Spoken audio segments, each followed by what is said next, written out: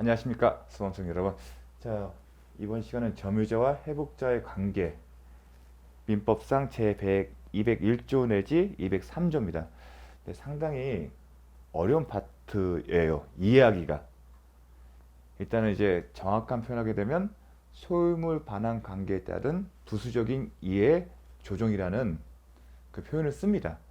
제가 이제 공인중개사 시험 강의를 준비하면서 이제 10년째 기출준비를 보고 또 실제로 또 저도 시험을 봤지 않습니까?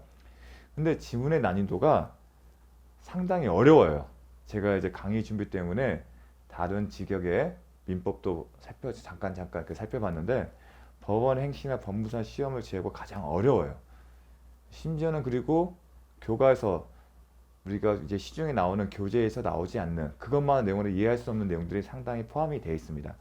다만 이 201조, 203조에 대한 포인트는 말장난을 많이 합니다.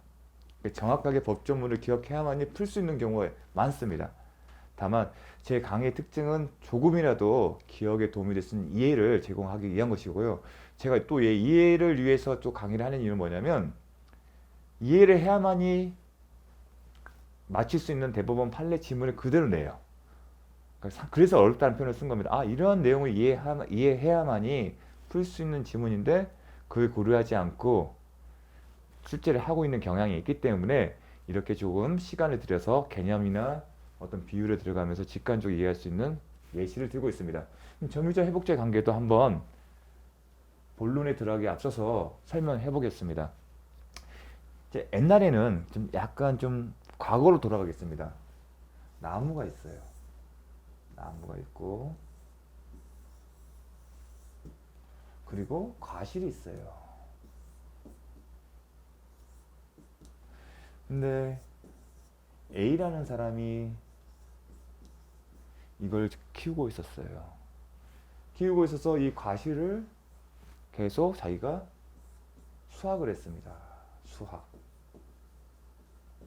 그리고 이 나무의 수확을 자라기 위해서 땅에 관리를 했어요. 울타리도 좀 쳐주고 동물들이 못 오게. 그리고 비료도 주고 울타리도 주고 이런 식으로요.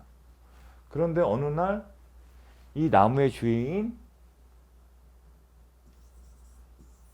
B라는 사람이 찾아와서 돌려달라는 겁니다. 그래서 A는 이 나무를 돌려줘야 돼요. 이게 소유물을 반환하는 겁니다. 그런데 점유자와 회복자의 관계에 나오는 201조 내지 203조는 뭐냐면 이 나무를 돌려주는 것 위에도 부수적으로 이해관계를 조절하는 문제가 낳는다는 겁니다. 어떤 거냐면 일단 과실. 이 사람이 B에게 이 나무를 돌려주기 전간에 A는 이 과실을 따먹었어요. 이 과실은 원래 이 나무에 붙어 있는 거죠. 그렇다면 이 과실은 어떻게 처분할 건지. 또 하나, 이 사람은 자기 것으로 알고서 이게 자기 것으로 알고 있었어요. 이 나무를 자기가 지배할 수 있는 권한이 있다고 믿은 거예요. 그래서 이걸 수취했거든요. 그런데 그렇기 때문에 울타리도 세우고 이 나무에다가 좋은 것도 입혔어요. 이 나무에. 이 나무가 잘 자랄 수 있게 뭐 병충해 예방하기 위해서 뭐 지푸라기 좀 싸주기도 하고 수액도 놔주고 비료도 뿌려주고 이런 비용들이 들어가겠죠. 그러면 이 A는 B에게 이 나무를 돌려줄 때 이 비용에 대해서 어떤 권리를 행사할 수 있는지, 그게 부수적인 이해관계 조정의 하나로서 쟁점이 되는 거예요. 마지막으로 A가 B에게 돌려줬을 때 이게 훼손이 됐다. 돌려주려고 하는데 이게 훼손이 됐어요. 멸실이 되고 나무가. 원인은 많겠죠. 그런 경우는 A는 B에 대해서 어떠한 책임을 지는 건지. 물론 멸실이 훼손되면 소유물 반환에 문제는 생기지 않겠죠. 왜냐면 돌려줄 게 없잖아요. 그럼에도 불구하고 201조, 200조 3조 내에서는 과거에 이것을 가지고 있었기 때문에 하나로 취급하고 있는 겁니다. 그런 의문점을 가질 수 있는데 가볍게 터치하고 넘어가겠습니다. 이게 우리가 생각하는 과실입니다. 그런데 요즘은 나무를 이렇게 돌려받는 일은 거의 드물겠죠. 이 나무 대신 뭐가 있다고 생각하시면 됩니까? 건물. 이 나무 대신에 이제는 건물이죠. 이제 건물. 돌려주는 문제는 여전히 지금도 발생합니다. 다만 과실 대신에 뭐가 있냐면 사용 수익, 사용이 수익형 부동산 생각하시면 거기는 월 차임 상당 사용이 이제 과실 열매를 생각하면 그 열매에 부응하는 게 지금은 사용이익이에요. 그런 의미로 이제 이해하시면 됩니다. 예전에는 과거에는 나무의 과실이 그런 의미 유형적인 것이지만 지금은 무형적 가치 차임. 대법원 판례는 이 과실 개념의 이 사용이 그게 의미가 있거든요. 이제 과실은 임대차 수익형 부동산의 차임을 생각하시면 됩니다. 이렇게 교체를 했을 때 이 돌려주는 많은 부수적 문제. 또 건물 같은 경우는 필요비나 유익비 이 건물을 보존하기 위해서 아니면 가치 증대해서 비용을 지출하는 경우도 있겠죠. 똑같이. 그런 경우 아니면 반환하기 전에 이게 멸시 훼손됐을 때 어떤 책임을 지는 거. 그게 201조, 202조, 203조가 지향하는 목표입니다. 그런데 문제점이 또 있어요. 어떤 문제점이냐면 이런 세 가지 쟁점을 다루는 조항이 201조, 202조, 203조 뿐만 아니라 다른 법조문이 존재한다는 겁니다. 즉 제가 201조, 202조, 203조가 조문이 있는데 이 내용과 중첩되는 조항들이 있습니다. 예컨대 해제와 관련된 조항입니다. 548조. 이 쟁점과 관련되는 조항들에 중첩되는 부분이 또 하나가 748조. 부당이득과 관련된 내용이 중복되는 게 있어요. 일단 문제의식은. 그 또 하나가 뭐냐면 이 조항이 전제됐을 때 더 유리한 경우가 많다는 겁니다. 이론적으로 과거에 일을 여러 번 했을 때 시간이 지나 보니까 중첩되는 부분이 있네. 그리고 비교를 해보면 이 조항이 가장 유리해요. 점유자에게. 비교를 했을 때 이 조항이 가장 유리한 거예요. 그런데 유리하니까 그럼 이 조항을 정하면 문제가 없을 것 같은데 이 조항을 유리하게 적용하다 보니 오히려 예상치 못하는 손해가 발생했다는 겁니다. 그래서 이론적으로 중첩된 것은 어떤 것을 먼저 적용해야 하는 그리고 이 범위를 어떻게 이 201조, 202조, 3조가 어느 경우에 적용될지에 대한 논의가 많이 생길 수밖에 없었던 겁니다. 이론적으로. 이제 문제의식은 거기서 출발된 겁니다. 그래서 지금 어느 정도 정리된 건 뭐냐면 이런 조공의 중첩적 정의가 어떤 것을 적용할지 그런 문제가 생겼고 201조, 202조, 203조가 너무 과도하게 보한다. 점유자를. 그런 인식이 있기 때문에 그 적용 범위를 가급적이면 줄이려고 하는 게 경향입니다. 그래서 정리된 게 뭐냐면 아까 제가 과실 얘기했죠. 과실, 수치, 하나는 멸실, 훼손, 시, 그 다음 또 하나 뭐 있죠? 비용, 지출인데 과실을 수치할 때 멸시의 훼손 시점에 비용을 지출한 시점에 이러한 시점에 그 당시에 점유자에게 점유할 권리가 없는 경우 이게 중요한 그 문구입니다. 과실을 수치할 시점에 멸시 훼손 시점에 비용을 지출한 시점에 돈을 쓰는 시점에 그 점유자에게 점유자 사실상 지배죠. 그 제가 지배 별개의 개념이 지배할 권리라고 했지 않습니까? 지배할 권리가 없었다는 겁니다. 그럼 지배할 권리가 없으면 지배할 권리가 있는 본권자에게 이 소유물을 돌려줄 의무가 있어야겠죠. 그러니까 이 시점에 점유할 권리, 지금 지배할 권리가 없고 따라서 소유자에게 물건을 반환할 의무가 있는 경우에만 201조, 202조, 203조가 적용되고 그렇지 않은 경우에는 적용되지 않는다는 게 포인트입니다. 이제 뒤에 가면 계약 해지와 관련해서 이제 이런 표현들이 나옵니다. 근데 정확하게 되면 이런 표현이 담겨진 거겠죠. 기억하셔야 합니다. 201조, 202조, 203조는 이런 경우다. 어떤 경우다? 비용 지출, 멸시 훼손 시 과의 수치 시점에 점유자에게 지배할 적법한 권한이 없어서 소유자에게 인도할 의무가 있는 경우입니다. 그 경우에만 201조, 202조, 203조가 적용되고 그 밖의 경우는 적용되지 않습니다. 그러면 그 밖의 경우는 어떻게 하냐?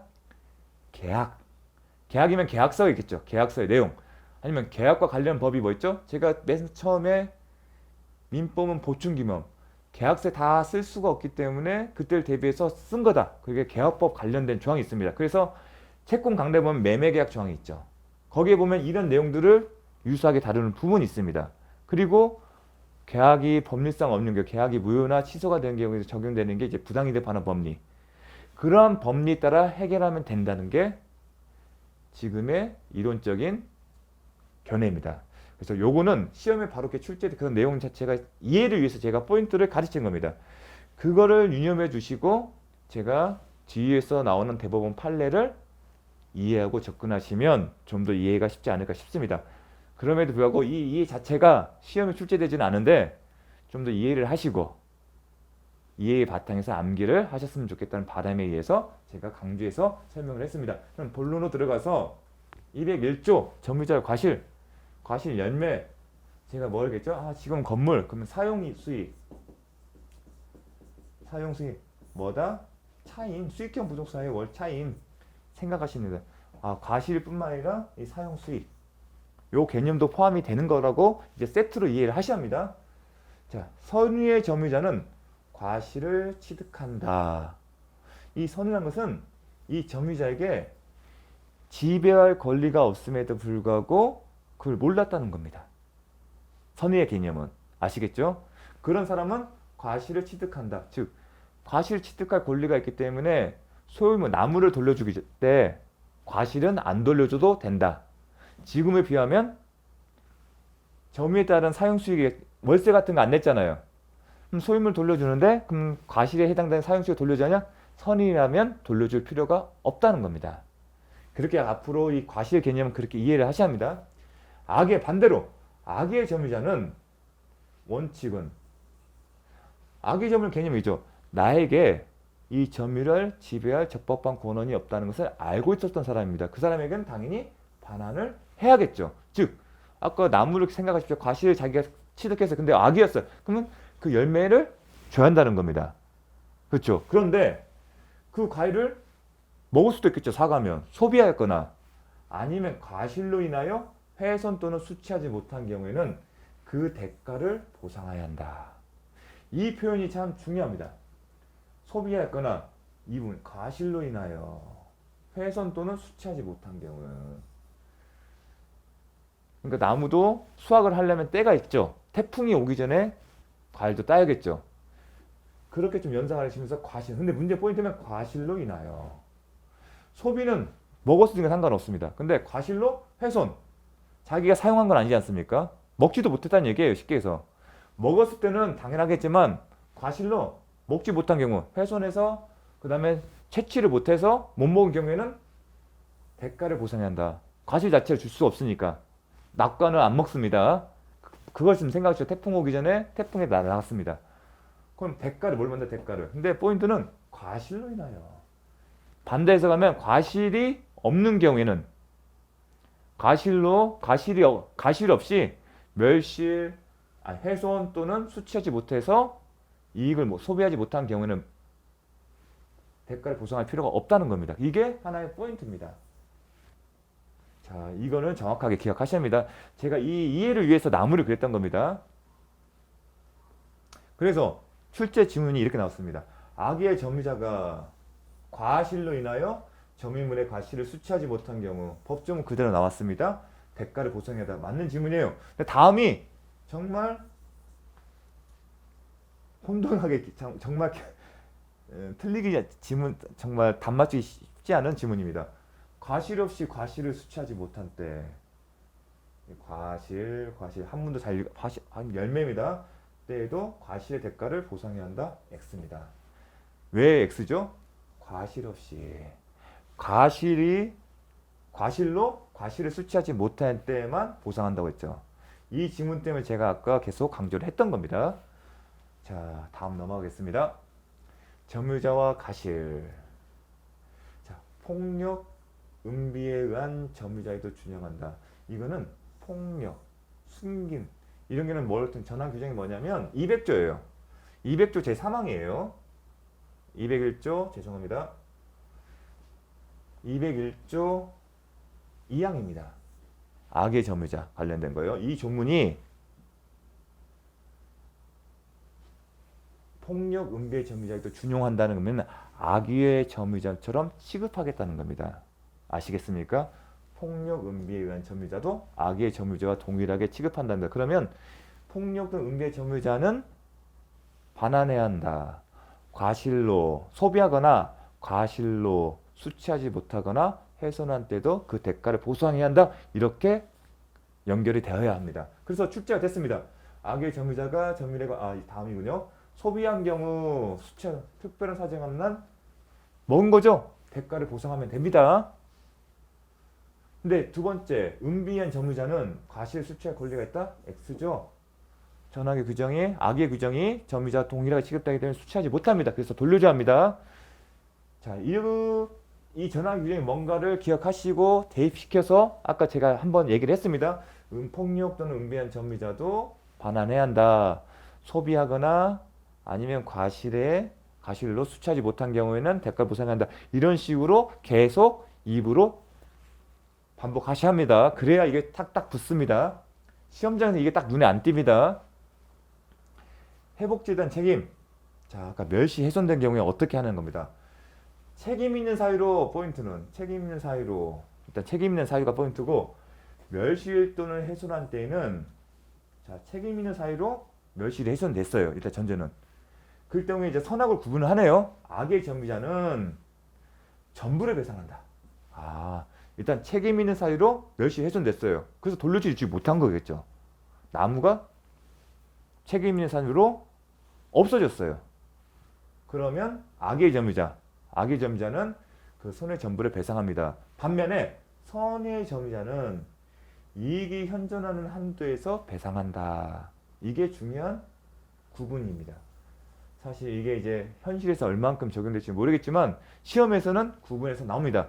선의 점유자는 이익이 현존하는 한도에서 배상해야 한다. 어떤 식으로 또 구분해서 기억을 하셔야 합니다. 예컨대 이게 나무가 불에 탔어요. 책임사유로. 근데 좋은 숯이 남았어요. 그럼 숯은 돌려줘야 한다.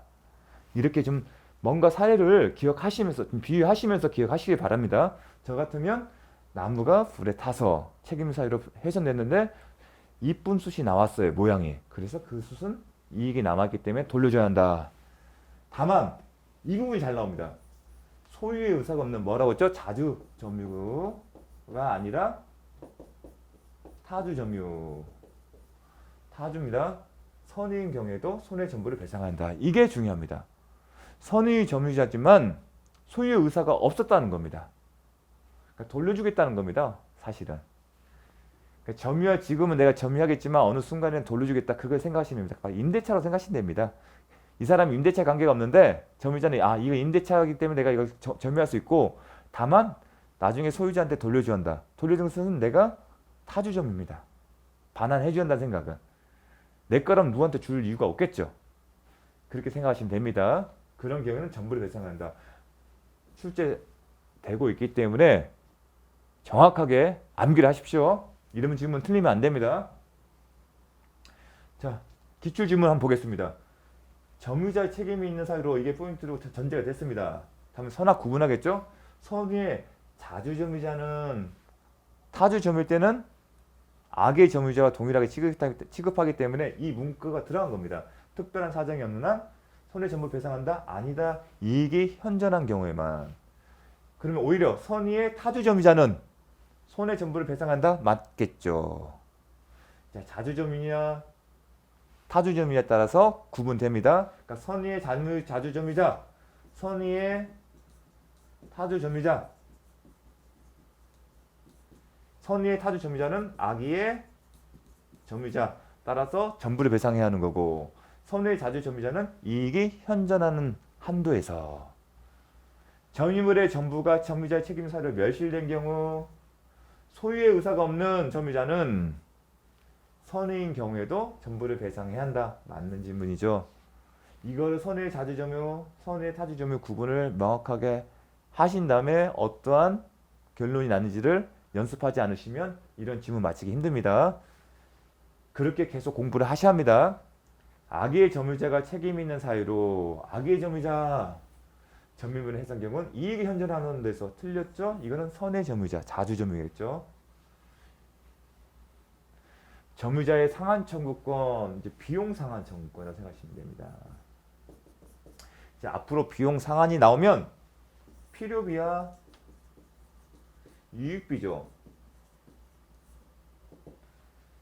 필요비는 그냥 수선, 보전.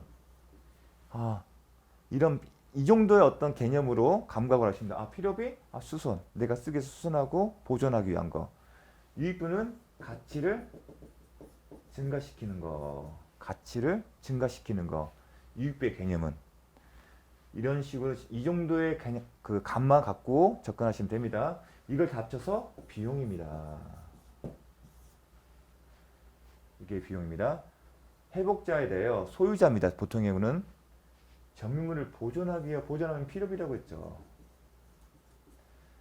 지출한 금액 기타 필요비의 상한을 청구할 수 있다. 자, 필요비의 상한을 청구할 수 있다. 그러나 자, 원칙적으로 근데 여기는 선악을 구분합니까 안 합니까? 안 하고 있죠. 그 사람이 선이든 즉 자기가 점유하는데 지배할 적법한 권한이 알았거나 몰랐다 하더라도 선악의 구분 없이 필요비 상한 청구를 할 수 있는 게 원칙입니다. 중요한 내용입니다. 참 독특합니다. 점유자가 과실을 취득하는 경우, 여러분 점유자가 과실을 취득하는 경우가 언제죠? 201조 제1항의 선의의 점유자는 과실을 취득할 수 있죠. 이걸 의미하는 겁니다. 점유자는 통상의 필요비를 청구하지 못한다는 겁니다. 원칙적으로 선악 구분 없이 필요비를 소유자에게 나 이만큼의 필요비를 지출했으니까 돌려줘 하고 얘기를 할 수 있는데, 만약에 이 점유자가 선의 점유자가 과실을 취득한 경우, 선의 점유자입니다. 과실을 떠먹었을 때는 비료값 청구 못한다는 생각하시면 됩니다. 내가 비료를 나무에 보존하기 위한 거죠. 필요비를 셌어요. 그럼 필요비에 해당돼요. 근데 과실을 취했어요. 그 돌려줄 의무가 없어요. 과실 따먹었으면. 그러면 네 과실 따먹었으니까 필요비는 청구하지 마. 근데 중요한 것은 이게 통상이에요. 통상적으로 쓰이는 필요비고, 통상이 아닌 경우 되겠죠. 재난 사태. 그러니까 갑자기 태풍이나 그런 게 또 와서 긴급 사태가 발생해서 특별히 지출한 비용들. 그게 아닌 경우만 합니다. 그래서 통상이라는 표현이 안 쓰이는데 여기서는 쓰입니다. 개념은 통상 쓰이는 건 비용이고, 그렇지 않은 게 뭐냐면 갑자기 특별 재난이 생겨서 태풍, 비바람이 많이 불어서 그때 복구 비용이 들어갔다. 보존을 위한 게 비용인데 특별한 경우잖아요. 특별 필요비겠죠. 여기서는 통상의 필요비만 청구하지 못하는 겁니다. 특별 필요비는 청구를 할 수 있다는 겁니다. 자, 그래서 기출주문이 이렇게 나옵니다. 악의 점유자는 특별한 사정이 없는 지출한 통상의 필요의 상한을 청구할 수 없다. 딱 보게 되면 직관적으로 맞는 질문 같아요. 악의 점유자 나쁜 사람 아니야? 뭘 필요비 청구 못하는 게 당연한 거 아니야? 그렇게 생각하는 게 우리가 갖고 있는 합리적인 생각입니다. 하지만 법조문에 따르면 틀린 지문이죠. 그래서 제가 계속 강조를 한 겁니다. 계속 출제될 수 있는 틀리려고 내는 지문입니다. 그래서 반복돼서 계속 변형돼서 나오는 부분이기 때문에 정확하게 기억을 하셔야 합니다. 점유물의 필요비 상한 청구권은 악의 점유자에게도 인정된다. 맞습니다. 자, 여러분 시험장에서 지문에서 이런 거 바로 보기 싫으면 지금은 제가 설명을 하니까 와 닿는데, 이게 반복 훈련되지 않고 암기되지 않으면 시험장에서 맞히기 힘든 지문들입니다. 솔직히 저도 이게 맞히라면 못 맞춥니다. 저도 이런 지문을 기출문제 풀었을 때 이런 게 나오는 것을 정확하게 알고서 암기를 했기 때문에 맞힐 수 있는 겁니다. 저라고 다른 게 아닙니다. 여러분도 그러니까 더더욱 이거는 계속 반복해서 익숙해지셔야 합니다. 자, 단서의 점유자가 과실을 취득한 경우란 아까 선의 점유자라고 했죠? 판례가 이렇게 해석합니다. 201조 1항의 선의 점유자를 지칭한 것이다. 따라서 악의 점유자는 이 단서가 적용되지 않는다. 자, 다시 돌아가 볼게요.